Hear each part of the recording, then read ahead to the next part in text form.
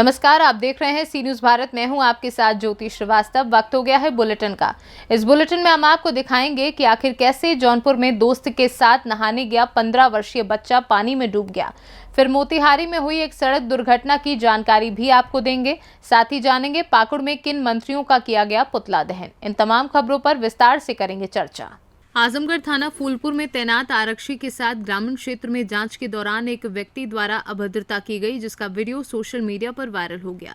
जिस पर press conference में पुलिस अधीक्षक ने बयान देते हुए बताया कि उक्त व्यक्ति के खिलाफ FIR दर्ज कर कार्यवाही करने के लिए थानाध्यक्ष को निर्देशित कर दिया गया है। थाना फूलपुर अंतर्गत सोशल मीडिया के माध्यम से और पुलिस के आरक्षी के द्वारा थानाध्यक्ष को ये सूचित किया गया कि किसी जांच में वो मौके पर गए थे।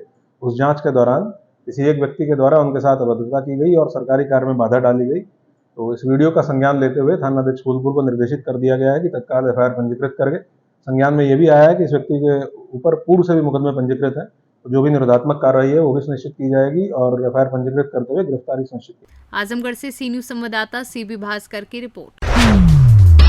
उत्तर प्रदेश सरकार की सहयोगी पार्टी निषाद पार्टी के राष्ट्रीय अध्यक्ष और कैबिनेट मंत्री ने बलिया टाउन हॉल में प्रेस प्रतिनिधियों को संबोधित करते हुए सरकार के ठोको नीति पर ठोका बड़ा सवाल। अपराधियों का इनकाउंटर करना ठीक नहीं, अपराधी को अदालत सजा देगी। जैसा बड़ा अपराधी होगा वैसी बड़ी सजा अदालत देगी। अगर कोई हमला करता है तो अदालत सजा देगी। तत्काल उमेश पाल पर हुए हमले और हुई हत्या के बाद सरकार द्वारा चल रही कार्यवाही को कटघरे में खड़ा कर रहा संजय निषाद का बयान। धीरे धीरे उनके सुराग मिलना है उनके तक। हमारी सरकार चाहती है कि उसमें चाहे कोई ऐसा आदमी न पकड़ा जाए जिसका उसमें जितना बड़ा अपराधी हो उतनी बड़ी सजा दी जाए। मतलब उन लोग का इनकाउंटर तो होना चाहिए आपके हिसाब से? नहीं, अपराधी कोई इनकाउंटर नहीं होता, वो तो गलत है ये इनकाउंटर प्रोसेस जो कहते हैं। आज के दिन में न्यायालय बनी है सजा देने की। अगर अपराधी किसी के ऊपर हमला करता तो उसके बचाव में तो कोई भी कुछ कर सकता है। इनकाउंटर उचित नहीं है। इनकाउंटर भी जो भी आज के दिन में भारत के संविधान और कानून के मुताबिक है वो होना चाहिए। उस पर हमारी सरकार काम करे। जब नेता खतरा महसूस कर रहा है तो आमजन कैसे सुरक्षित है? मैं कहता हूँ कि नेता खतरा निश्चित रूप से नेता को खतरा रहता है। जब जहाँ जिसके खिलाफ बोलता है, जिनके खिलाफ चलता है, जिनके खिलाफ से वोट से खतरा से दूर करता है तो निश्चित रूप से उसे खतरा रहता है। हमारा जो जनता अगर खतरे नहीं हो तो सुरक्षा क्यों लगा? तो आज के दिन में ऐसा नहीं है कि इतना खतरा है कि जनता हमारे साथ है, हमारी नीतियों के साथ है, हमारे गुड गवर्नेंस का साथ है, जीरो टॉलरेंस का साथ है। इसीलिए 37 बरस बाद दोबारा हमारे ऊपर ट्रस्ट किया और हमने काम किया हम लोगों ने जनता की, किसानों की, नौजवानों की। इसीलिए हम जनता जनार्दन होती है, जनता जज होती है और जनता ने जज किया कि नहीं भारतीय जनता पार्टी। मंत्री जी, आपने कहा कि कोचिंग खुल रही है, अच्छे फील्ड में सब जाएंगे आपकी जो पार्टी के लोग हैं। निशा बलिया से सी न्यूज़ संवाददाता राजू गुप्ता की रिपोर्ट। खबर गाजीपुर के मरदाहा से है, जहां ट्रक चालक से हुई लूट की घटना का मरदाहा पुलिस ने 24 घंटे के अंदर खुलासा कर दिया। वहीं पुलिस ने 2 शातिर लुटेरों को गिरफ्तार किया। वहीं उप निरीक्षक गजेंद्र राय ने गिरफ्तार अभियुक्तगढ़ अंजलेश यादव पुत्र शिवमूर्त यादव ग्राम कछुआरा थाना मरदाहा व अरविंद यादव पुत्र महेंद्र यादव ग्राम नरवर थाना मरदाहा के कब्जे से ट्रक चालक से लूटी गई 54,000 रुपए व एक तमंचा व एक जिंदा कारतूस 12 बोर बरामद कर पुलिस कार्यालय में प्रेस वार्ता कर SP ओमवीर सिंह ने दोनों लुटेरों को जेल भेज दिया है।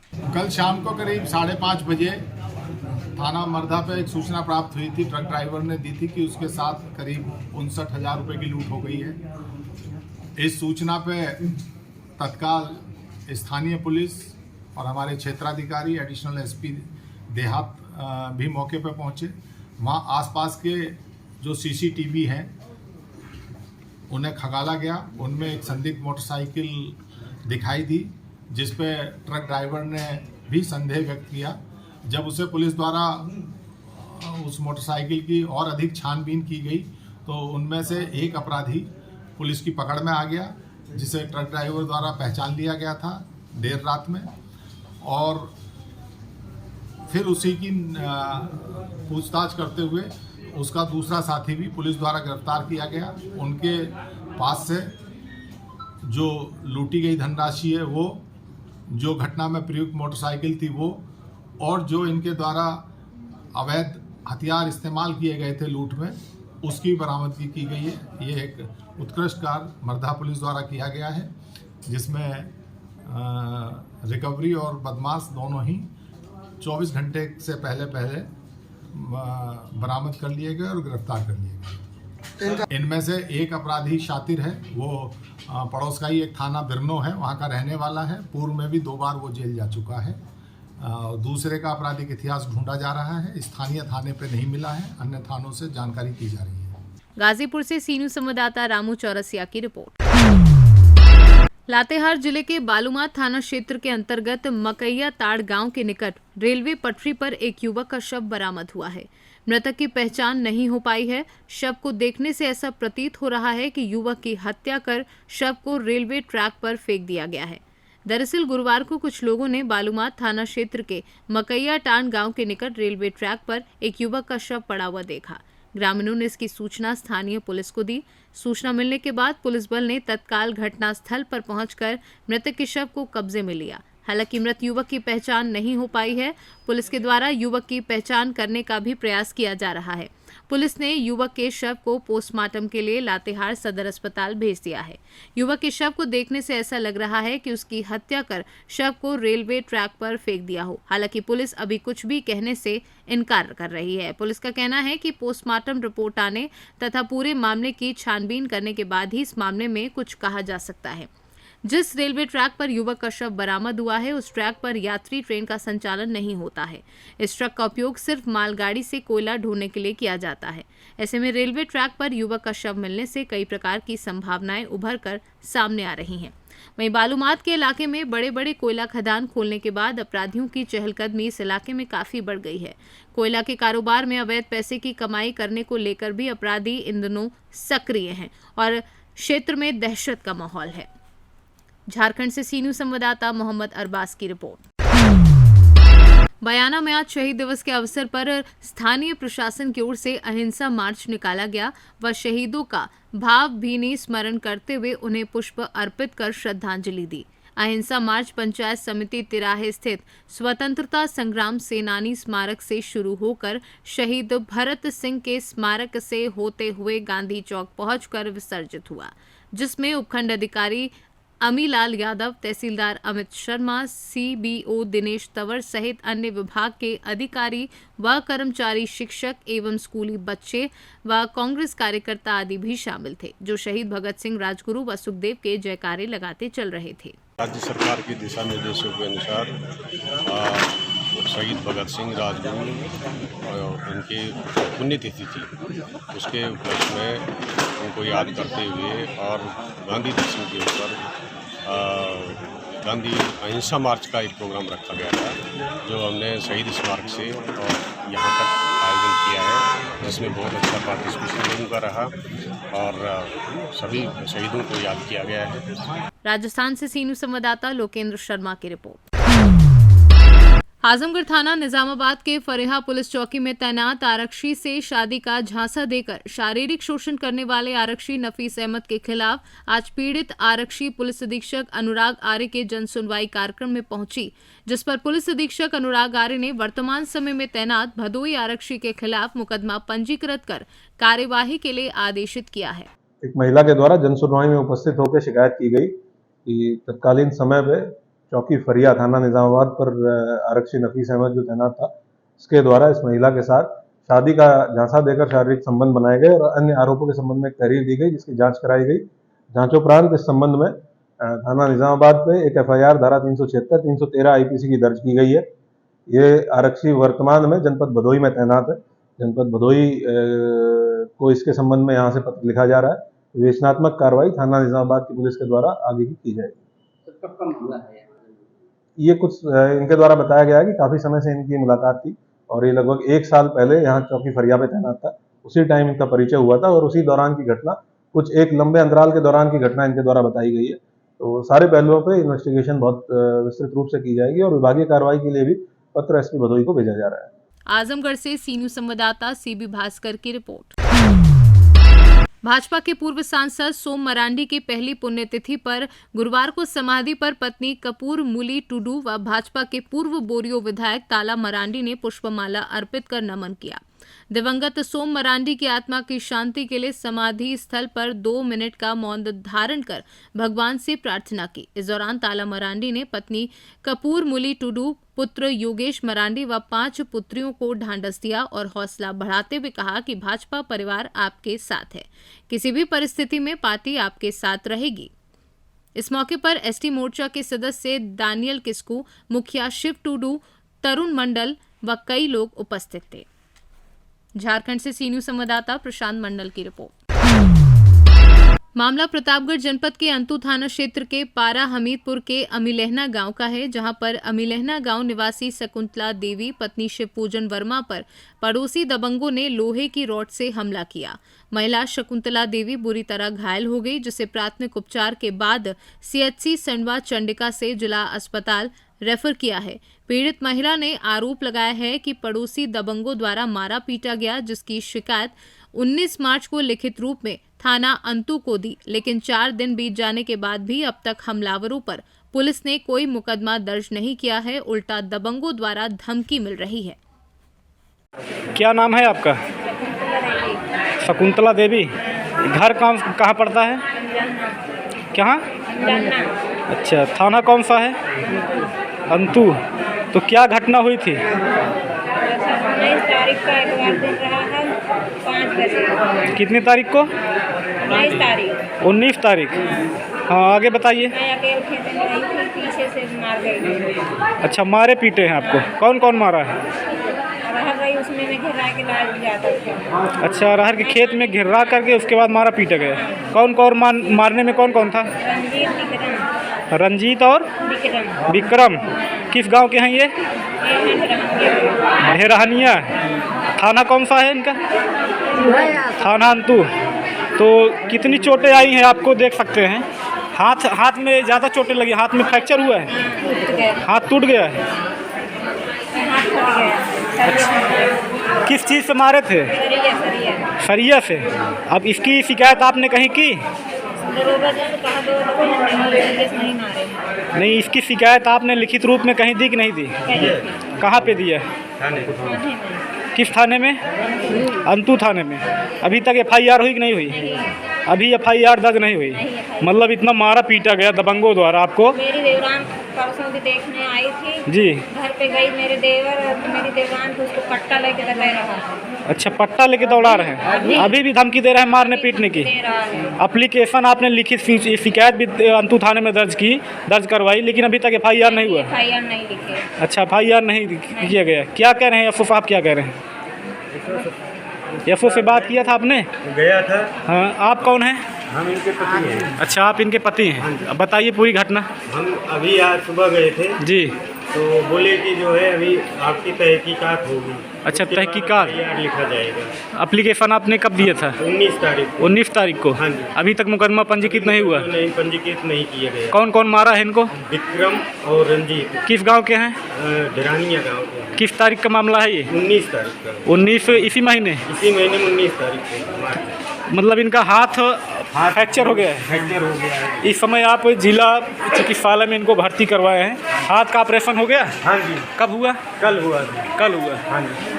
तो एसओ साहब से आपने बात की तो क्या कह रहे हैं वो? कह रहे हैं अभी तहकीकात करेंगे। मतलब तहकीकात करेंगे, उसके बाद मामला दर्ज करेंगे? मुकदमा दर्ज। अच्छा, उसके बाद मुकदमा दर्ज होगा। और 19 तारीख को आपने एप्लीकेशन दिया है? 19 तारीख को एप्लीकेशन। अभी तक कोई एफआईआर दर्ज नहीं हुई? कोई एफआईआर दर्ज नहीं हुई है। वो ऐसे घूमता रहता है। हम तो यहाँ पर है जी। घर वालों को। प्रतापगढ़ से सी न्यूज संवाददाता प्रमोद कुमार की रिपोर्ट। प्रयागराज जिले के कच्छना विकासखंड क्षेत्र के धरवारा हनुमानपुर पर अमर शहीद गिरीश कुमार शुक्ला स्मारक गुरुकुलम पब्लिक स्कूल में 1 दिवसीय शहीदों के नाम का श्रद्धांजलि दिवस कार्यक्रम आयोजित किया गया। इस मौके पर अमर शहीद गिरीश चंद्र शुक्ला एवं उनके बेटे अमर शहीद राघवेंद्र शुक्ला, अमर महेश यादव, अमर शहीद लालमणि यादव, अमर शहीद रमाकांत तिवारी, अमर शहीद संतोष कुमार तिवारी को श्रद्धांजलि देते हुए किया गया।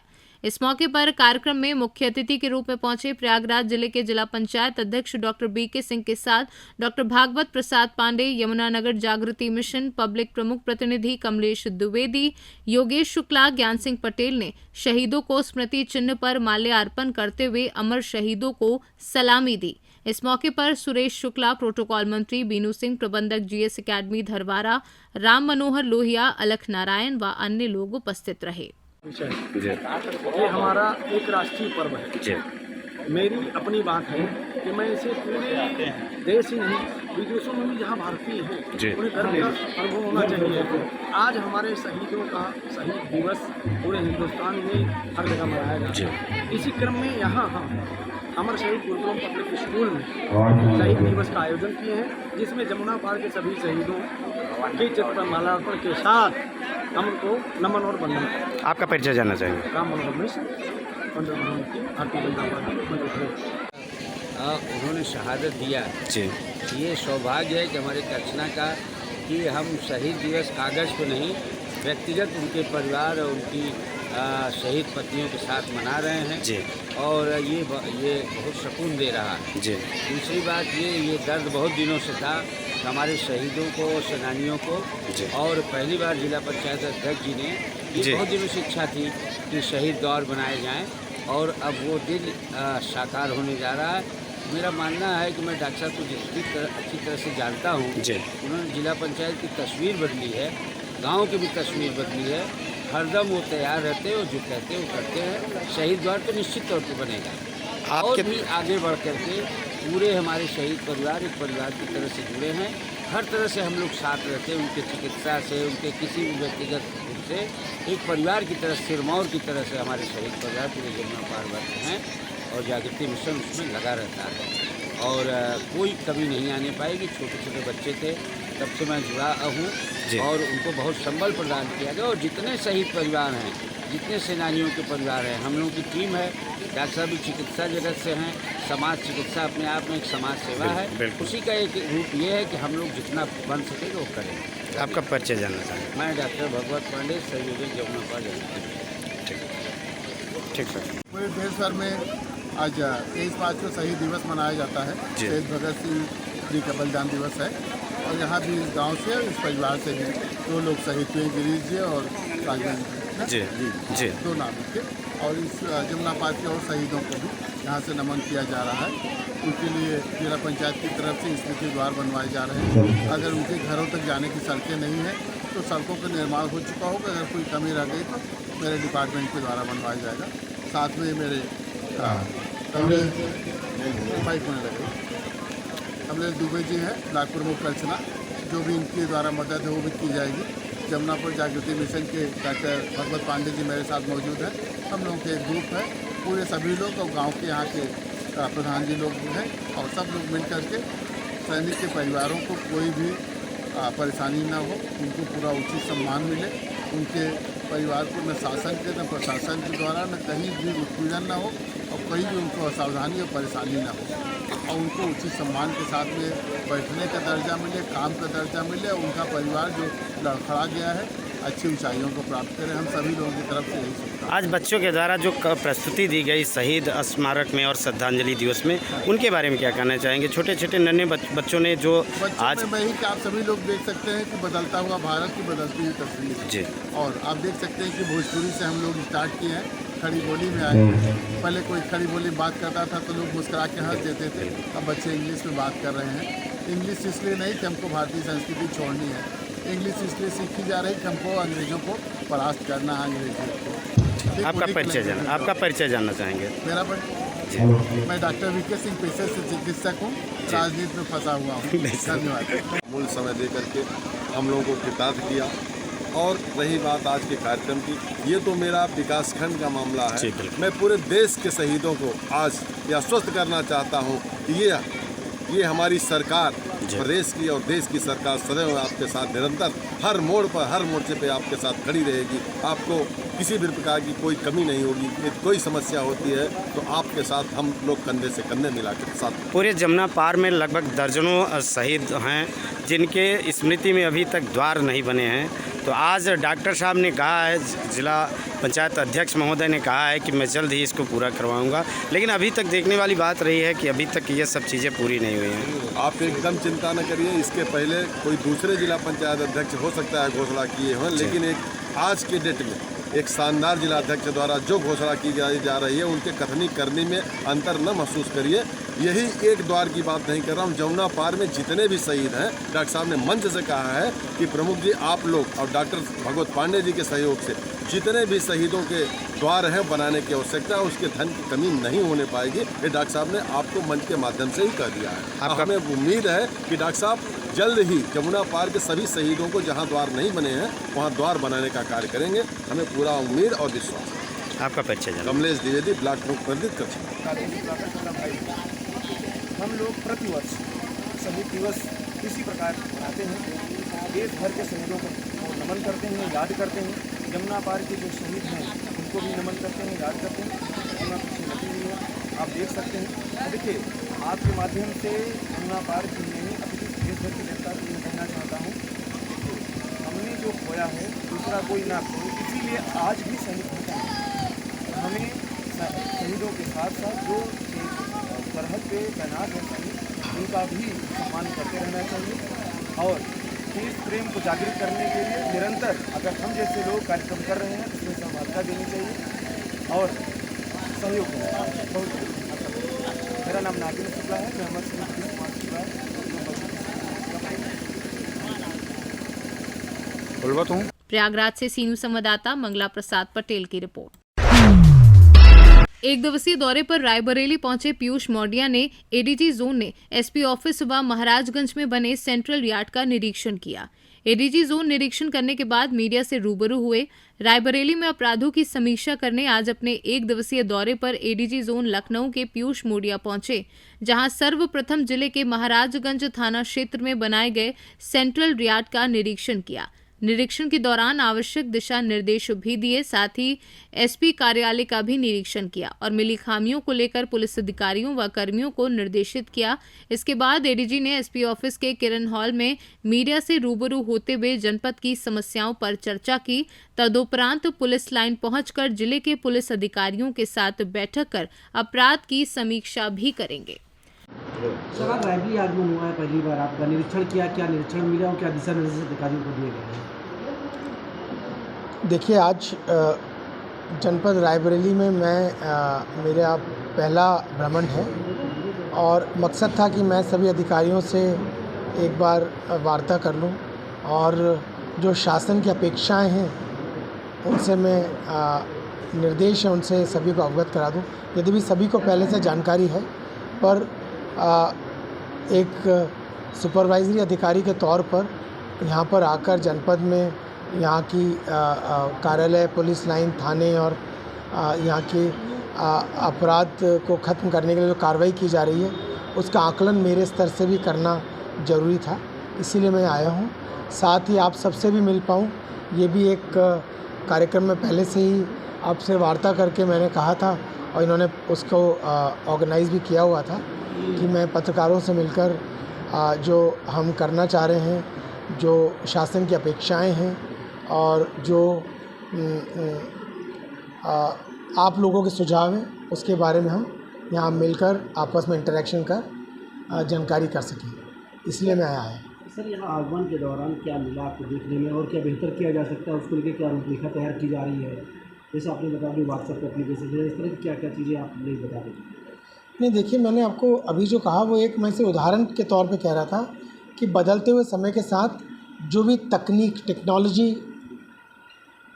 हमारे आसपास विकसित हुई है, उस टेक्नोलॉजी को हमने अपने काम में ज़रूर जहाँ कहीं उसका इस्तेमाल किया जा सके करना चाहिए। तो सबसे बड़ी बात है संवाद की। हम हमारी बात को संबंधित तक तुरंत पहुँचा सकें, बिना समय गंवाए पहुँचा सकें, यह अत्यंत आवश्यक है।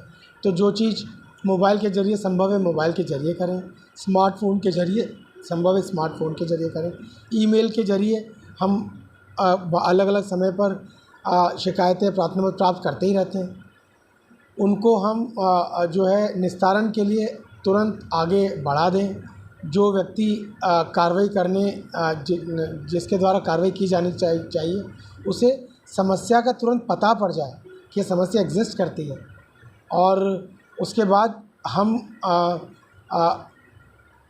अपने सुपरविज़न से, अपने निर्देशों से, अपने असिस्टेंस से उस व्यक्ति को इतनी ताकत दे दें कि वो उसका निराकरण कर पाए और जो पीड़ित है वो जिस अपेक्षा के साथ हमारे पास आया है उसकी उस अपेक्षा की पूर्ति हो जाए। रायबरेली से सी न्यूज़ संवाददाता इंद्रेश की रिपोर्ट। इस बुलेटिन में फिलहाल के लिए इतना ही। देश दुनिया की बाकी खबरों के लिए आप देखते रहिए सी न्यूज़ भारत।